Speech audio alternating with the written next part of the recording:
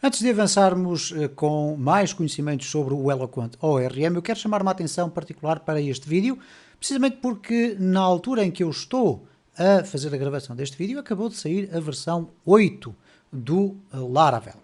Eu tenho estado a usar a versão 7 desde o início desta playlist, vocês eventualmente vão estar já a ver este vídeo com a versão 8, muitos com a versão 9, alguns com a versão 10 e por aí adiante. É importante percebermos que o novo versionamento do Laravel não significa que entre a versão 7 e a versão 8 venham a acontecer mudanças radicais na framework. Não.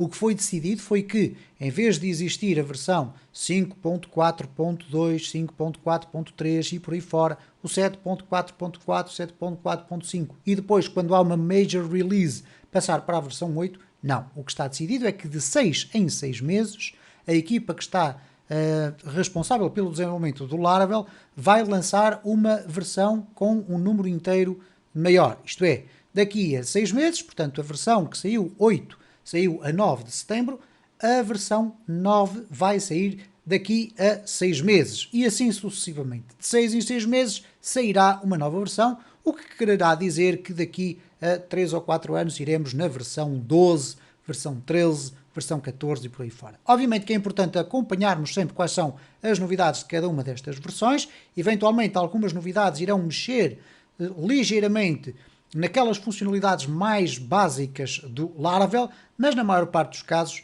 estas versões servem para introduzir algumas funcionalidades novas em componentes mais intermédias e avançadas da framework, porque por si só aquilo que nós temos estado a ver e que iremos continuar a ver ainda durante vários vídeos relativamente aos conceitos básicos do Laravel, essas mudanças nunca serão feitas de uma forma radical.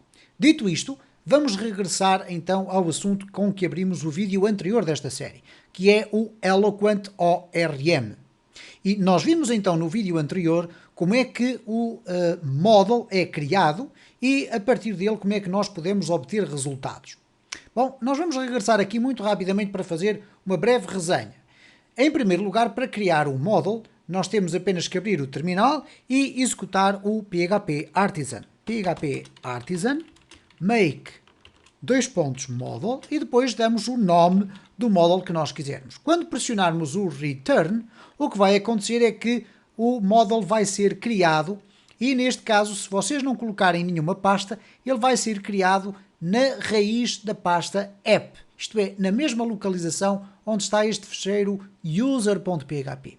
Se vocês querem que seja criada a pasta models, vocês têm que definir aqui, antes do nome do model, ok? E depois colocar uma barra e, ou neste caso models, colocar uma barra e definir ali nome. E se nós executarmos aqui este comando, vocês vão poder ter a oportunidade de verificar que o ficheiro foi criado então dentro da pasta models. Isto é importante para vocês poderem organizar, não há qualquer, ou neste caso organizar obviamente o vosso código, não há qualquer problema se vocês inadvertidamente criarem um model na localização que não vos é desejada, que é aqui no user. O que vocês deverão ter em atenção é o seguinte: se nós criarmos aqui o model, vamos lhe chamar teste e pressionarem o return, ele vai ser criado aqui. Se vocês decidirem arrastar o teste para o interior de models, há um aspecto que é importante sublinhar, é que quando o model foi criado aqui na raiz e portanto o seu namespace está como app. Ora, vocês ao modificarem a localização deste ficheiro, vão ter também que adicionar aqui ao app o models, que é o namespace ao qual ele passou a pertencer uma vez que nós movimentamos para o interior daquela pasta. E isto é muito importante quando vocês começarem a desenvolver projetos com enorme escalabilidade, em que vocês querem organizar os vossos projetos por pastas e, obviamente, que dentro da pasta models vocês podem criar outras pastas com outros models, mas é sempre preciso ter atenção à questão do namespace. Bom, dito isto, vamos acrescentar aqui mais algumas informações relacionadas com o nosso model usuários, relativamente ao qual nós só definimos duas propriedades. Iremos falar sobre as propriedades em maior detalhe mais para a frente. O que interessa agora perceber é qual é o comportamento natural de um model. A partir do momento em que nós criamos um model, definimos qual é a sua tabela. Isto porque não queremos, enfim, poderíamos fazê-lo, mas eu não gosto de deixar que seja o Laravel a inferir o plural que nós referimos aqui no vídeo anterior. E, portanto, chamado usuário, ele iria procurar uma tabela chamada usuários, se nós não definíssemos esta propriedade. Neste caso, ela está aqui definida para indicar de forma explícita ao nosso model qual é a tabela relativamente à qual ele vai recolher informação, tratar informação, etc. Temos também aqui uma informação explícita sobre qual é o nome da coluna que contém a chave primária. Okay? Posto isto, há duas formas de vocês executarem o model dentro da vossa aplicação. Uma delas é utilizando o use e depois definindo o namespace, neste caso vamos colocar aqui sem a barra app barra models barra usuário, e a partir do momento em que vocês fazem esta inclusão no vosso controller, o que vocês podem fazer aqui é, por exemplo, resultado ou resultados é igual a usuários, e reparem, ou neste caso o usuário, que é então esta classe que vem dali, ou neste caso o nosso model, reparem que não é necessário colocar aqui new usuário, nada disso, ele está pronto a ser usado. Então usuário, dois pontos, e agora podem utilizar os métodos que estão associados ao model. Já iremos falar aqui sobre um aspecto que é importante vocês perceberem. Se eu colocar aqui o all, o que nós vamos obter então é todos os registros que estão dentro do nosso model. O que é que isso significa dizer? Todos os registros que estão dentro da tabela de usuários sem qualquer filtro. Para apresentarmos os resultados, nós podemos fazer um ciclo, por exemplo, for each usuários, ou neste caso resultados has usuário, por exemplo, ou as user para não criar problemas, aqui em termos de interpretação, e depois podemos fazer simplesmente um echo p barra p e podemos concatenar aqui pelo meio desta forma. Neste caso, user e depois o nome. Nunca esquecer que os dados vêm sob a forma de um objeto. Bom, já iremos ver aqui um pormenor interessante relacionado com os models. E por conseguinte, se tudo estiver correto, se eu agora refrescar aqui, nós vamos ter aqui os nomes de todos os usuários da nossa base de dados, que neste caso é uma base de dados que contém aqui duas tabelas. Nós estamos a usar esta tabela usuários, ok? E estamos a ir buscar o nome. Bom, há aqui alguns aspectos que eu quero que fiquem bem claros relativamente à forma como o model nos devolve informação. A primeira informação que é importante vocês reterem é que o model por si próprio tem um Query Builder implícito lá dentro. O que é que isto significa na prática? Que nós podemos utilizar todas as funções do Query Builder diretamente no model. Se bem se recordam, no Query Builder nós tínhamos qualquer coisa do género db, que era uma facade que não existe aqui, mas que não estamos aqui a importá-la, mas podíamos aqui importá-la, por exemplo, colocar aqui use illuminate support barra facadesdb. Okay? Esta é a localização. Vocês poderão perguntar, mas como é que nós sabemos qual é a localização exata? Apenas com a experiência, vocês chegam lá. Okay? Portanto, não desanimem. A partir do momento em que nós temos aqui a inclusão desta facade, nós vamos poder utilizar aqui o table, definir qual é a tabela usuários e depois fazer aqui o all, por exemplo. Okay? Então, basicamente, o que nós estamos a fazer aqui, e que poderíamos guardar aqui num valores, por exemplo, o que nós estamos a fazer aqui, basicamente, é aquilo que estamos a fazer aqui porque estamos a fazê-lo no model. Não necessitamos de definir a tabela porque ela já lá está explícita dentro e a partir daí nós começamos a usar, então, as funções associadas ao Query Builder. Mas nós não ficamos por aqui. O que acontece relativamente ao model no Laravel é o seguinte.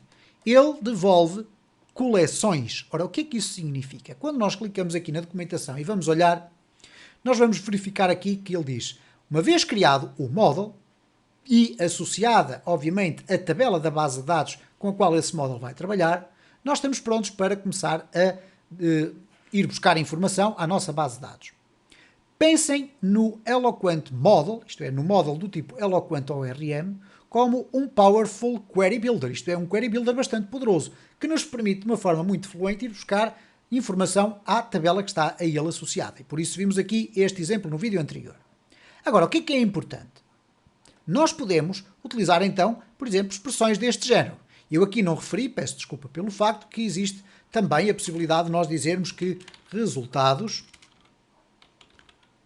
vamos aqui colocar resultados, é igual a app/models/usuário. E vocês vão ver muitas vezes exemplos feitos desta forma. Esta forma de escrever ou esta são exatamente iguais. A única diferença é que esta aqui implica que haja uma utilização, uma definição do namespace do model lá em cima.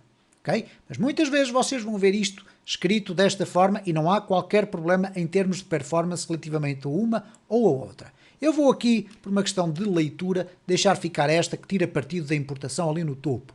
Bom, estava eu a dizer então que nós podemos então usar aqui estas condições enclausuradas. Quando nós usamos o all ou o get, o que nos vai ser devolvido é uma coleção de registros. Muito interessante. Ao contrário do que acontecia com o Query Builder, que nos devolve uma coleção de objetos, neste caso, uma coleção que é um array de objetos, basicamente, aqui nós vamos ter uma circunstância diferente.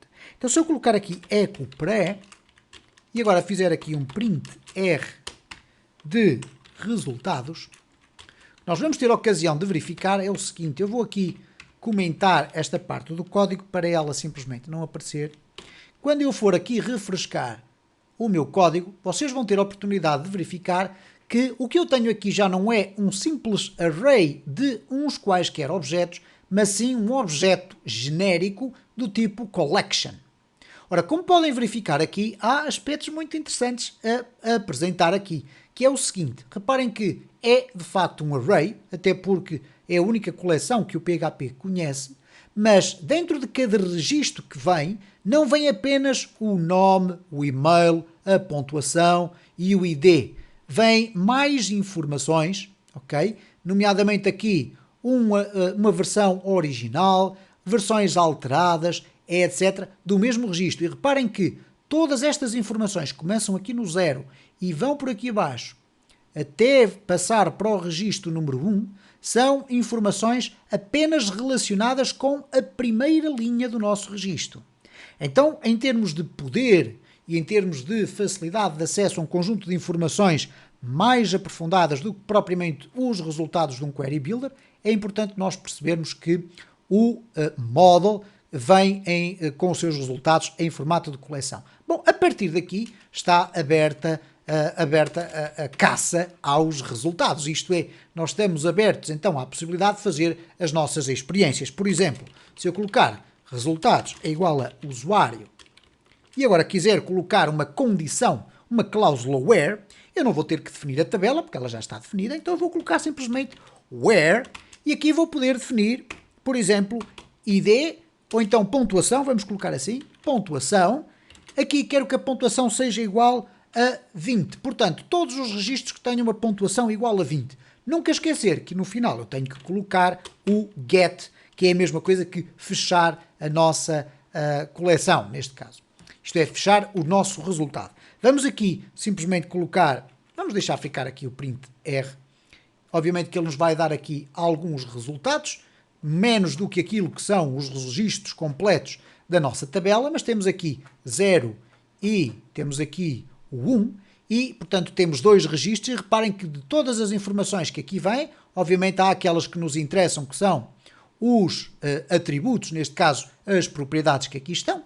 Cá está um registro com a pontuação 20, outro registro com a pontuação 20. E, portanto, se nós quisermos apresentá-los, obviamente que nós podemos fazê-lo da seguinte forma. Eu vou colocar aqui um die e eu posso simplesmente fazer aqui um echo, ok? De resultados de 0 e, portanto, vai ser o primeiro item da minha coleção e agora posso colocar aqui o e-mail, ok? E, portanto, desta forma eu estou a pedir para apresentar o e-mail do primeiro registro que vier da minha coleção, obviamente desde que a minha coleção tenha um registro. Bom, nós vamos continuar a falar aqui sobre models do Eloquent ORM e para que nós possamos perceber melhor a forma como funciona este tipo de model, é importante nós percebermos estes aspectos básicos, que são os aspectos relacionados com a forma como o model se comporta na devolução de resultados ao nosso controller.